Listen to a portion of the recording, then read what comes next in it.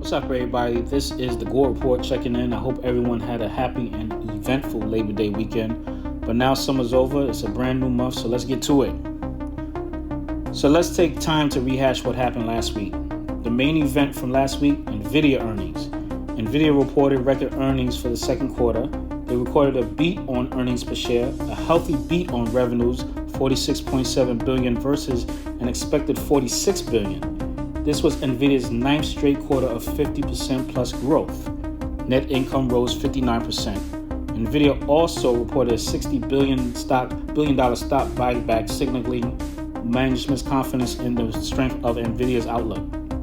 All is good, right? Well, there's a slight blip. The all-important data center revenue, which I always tell you guys is really important and you need to focus on when looking at these semiconductors, which gauges the accelerating demand for artificial intelligence infrastructure, came in slightly lower than expected at $41.1 billion, with an expectation of $41.3 billion, so roughly about $200 million lower than expectation.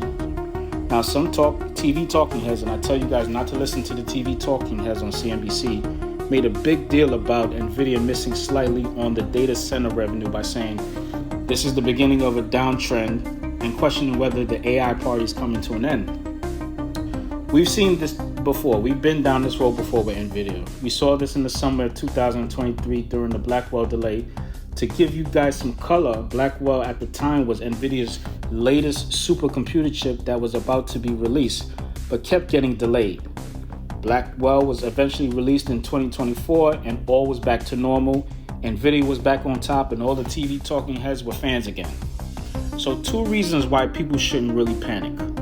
1, Nvidia has no real competition.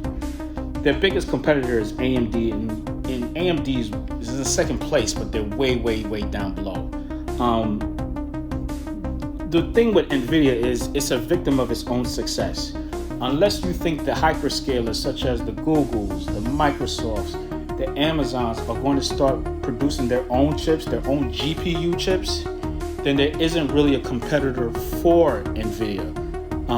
I think Nvidia is in a really solid position. Secondly, the valuation is just really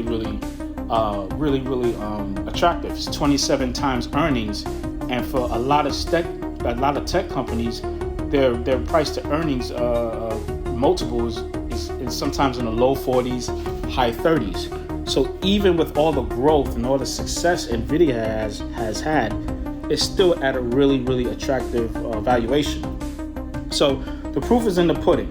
For example, out of 18